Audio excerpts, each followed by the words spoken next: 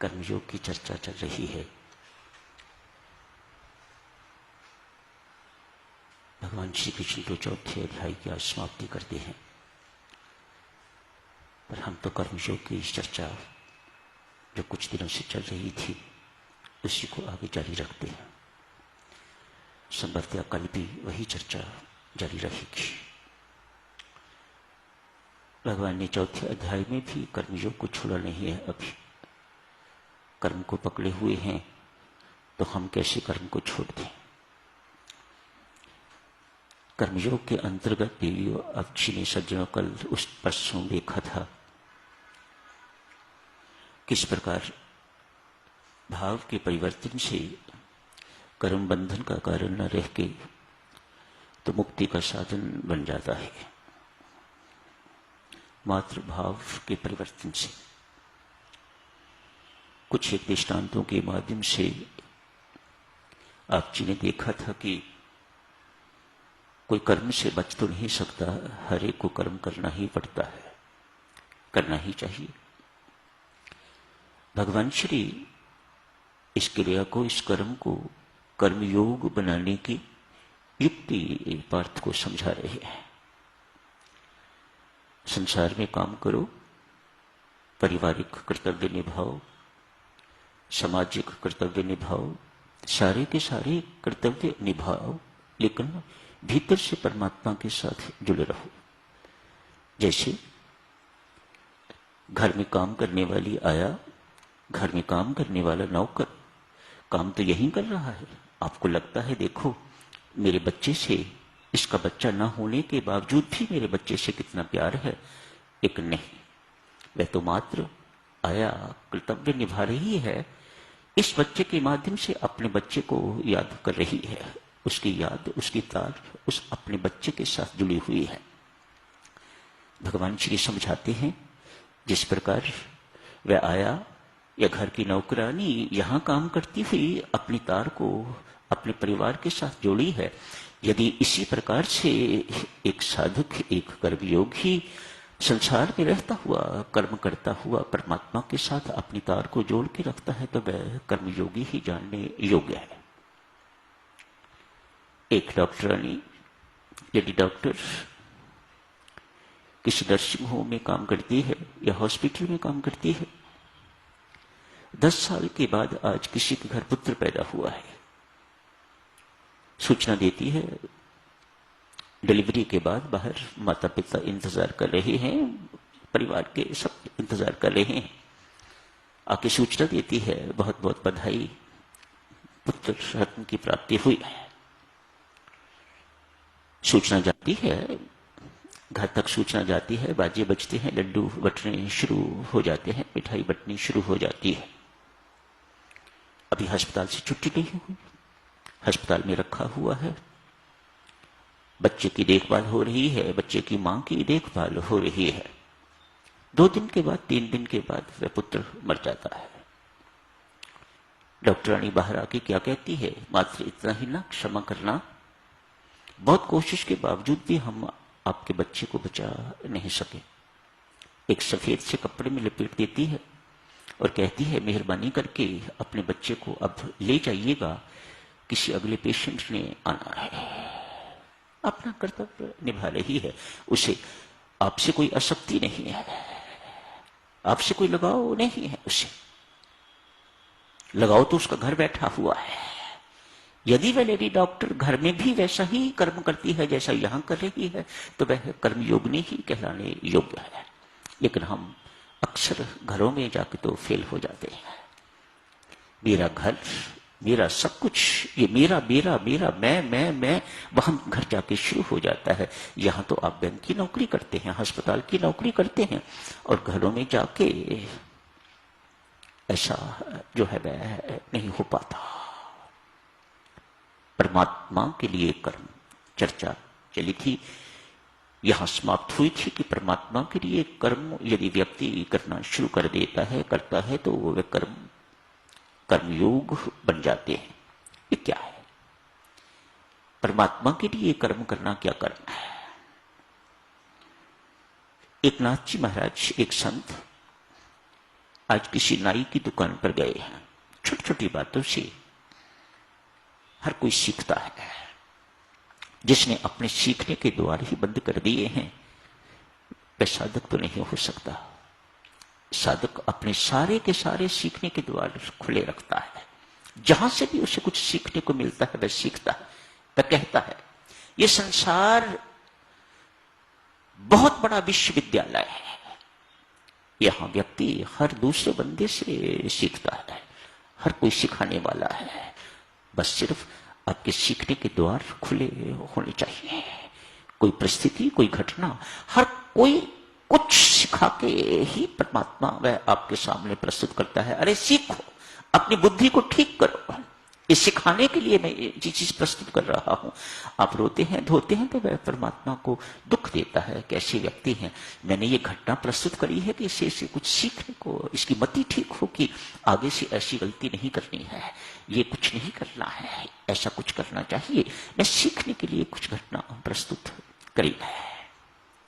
एक नाथ जी महाराज नाई की दुकान पर गए हैं, जाके कहते हैं भैया परमात्मा के लिए मेरी कटिंग कर दो। बहुत से लोग बैठे हुए थे। नाई ने सबको हाथ जोड़ के कहा, ग्राहक और भी बैठे हुए थे, कटिंग करवाने वाले, कोई शेव करवाने वाले बैठे हुए थे वहां पर। उनको कहा माफ करना भाइयों, पहले परमात्मा का काम, बाद में आपकी बारी। इनको आउट ऑफ टर्न, मैं पहले कटिंग इनकी करूंगा। आपको इंतजार करना हो करो, कल आना हो कल आ जाना, थोड़ी देर के बाद आना हो बाद में आ जाना, पर मैं पहले इस स्वामी की, इस भक्त, इस संत की कटिंग करूंगा। लोगों ने कहा ठीक है। सब जानते थे एक नाथ जी महाराज को। महात्मा की कटिंग हुई। कटिंग के बाद एक छोटी सी थैली महात्मा ने निकाली और उसमें से कुछ पैसे नाई को देने के लिए निकाले तो नाई ने महात्मा का हाथ पकड़ लिया। ये क्या है महाराज, आपने तो कहा था परमात्मा के लिए मेरी कटिंग करना, मैंने ये परमात्मा के लिए कटिंग करी है, पैसे के लिए नहीं। एक नाथ जी कहते हैं कर्मयोग मैंने सीखा है तो इस नाई से सीखा है। सारी जिंदगी भर ये दृष्टांत अपने जीवन में जो घटित हुआ अपने प्रवचनों में सुनाते रहे। हम कर्म करते हैं, उसके पीछे आशय देखिएगा। हमें धन्यवाद चाहिए, गले में फूल माला चाहिए, धन चाहिए, यशमान चाहिए, पद प्रतिष्ठा चाहिए। हमें ये चाहिए कि हमारी जो आज्ञा है, हमारा जो कहना है, उसका अक्षरशः पालन होना चाहिए। कितनी सारी अपेक्षाएं रख के तो हम कर्म करते हैं। एक नाथ जी कहते हैं ये परमात्मा के लिए कर्म है। प्रसिद्ध वैज्ञानिक आइंस्टीन बहुत बड़े वैज्ञानिक हैं। आज किसी दूसरे राज्य में उन्हें किसी डिस्कोर्स के लिए बुलाया गया है। बड़े बड़े विद्वान इकट्ठे हुए हैं, राजनेता इकट्ठे हैं, अन्य वैज्ञानिक जूनियर सीनियर बहुत इकट्ठे हैं। उनकी डिस्कोर्स को सुनने के लिए प्रस्तुत किया है। करने के बाद शाम को फ्री हो गए तो घूमने के लिए निकले। ये उन्हीं के शब्द हैं। मुझे जिंदगी में जहां भी अवसर मिला, जहां से भी, जिस व्यक्ति से, जिस घटना से, जिस स्थिति से कुछ मुझे सीखने को मिला, पीछे नहीं हटा। इसलिए मैं संसार को महाविश्वविद्यालय कहता हूं। जो संसार में रह के नहीं सीख सका, मानो उसने अपने सीखने के सारे गेट्स बंद कर रखे हुए हैं, वह कहीं से सीख नहीं पाएगा।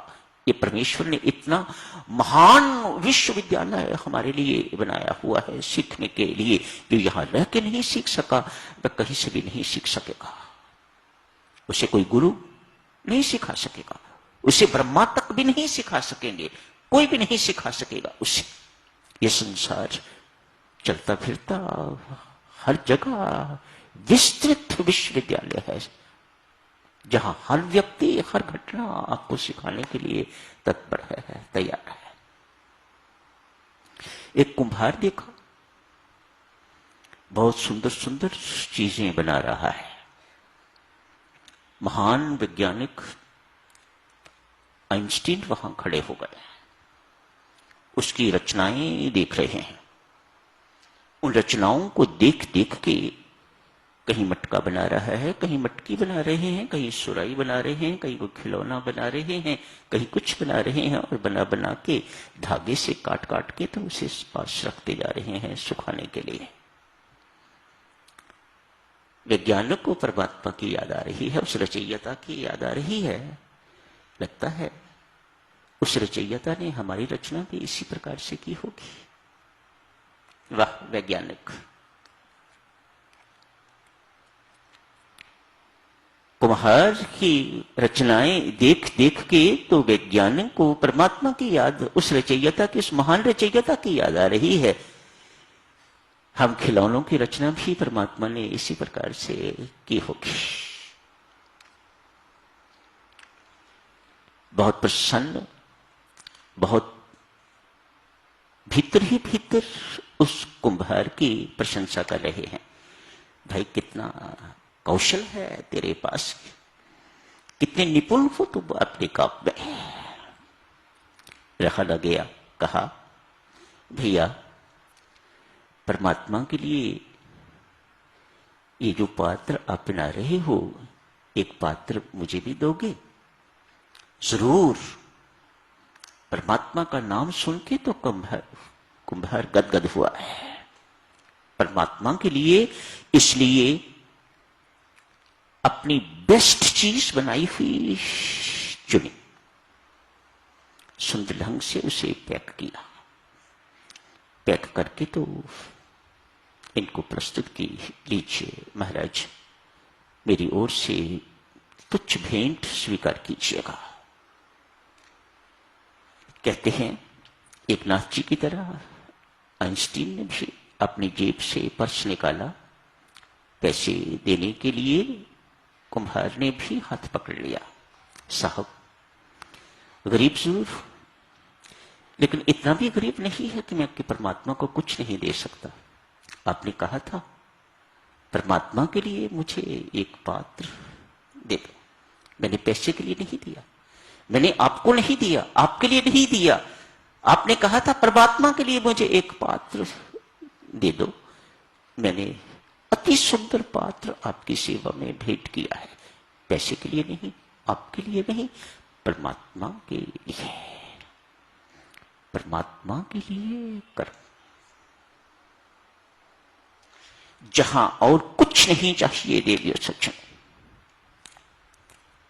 वह कर्म परमात्मा का कर्म, वह कर्म परमात्मा के लिए कर्म। चौथे अध्याय में भगवान श्री समझाते हैं कर्म की गति बड़ी निराली है। बुद्धिजीवी प्रायः इसकी उधेड़ बुन में फंसे रहते हैं। बुद्धिजीवी जो हुए, इंटेलेक्चुअल्स जो हुए, उन्हें अपनी बुद्धि को 2-3 मल्टीपल बनाना आता है। उनकी बुद्धि अपनों के लिए और है, दूसरों के लिए और है। उनका रूप अपने पुत्र अपनी पुत्रियों के लिए और है, अपनी सास ससुर के लिए बिल्कुल भिन्न है। दुकान पर बैठते हैं तो ग्राहकों के लिए और है, ऑफिस में जाते हैं तो ऑफिस में काम करने वाली महिलाओं से व्यवहार और है, उनकी पिक्चर वहां बदल जाती है, उनका आकार वहां बदल जाता है। घर की पत्नी के सामने बिल्कुल और तरह का आकार है। मल्टीपल पर्सनैलिटीज इंटेलेक्चुअल्स को बनानी आती है, इसीलिए अशांत।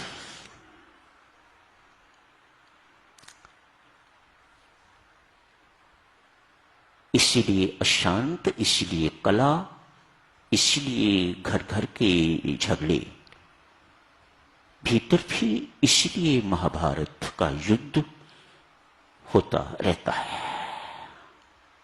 सत्य और असत्य विचारों का युद्ध, धर्म और अधर्म का युद्ध भीतर ही भीतर चलता रहता है।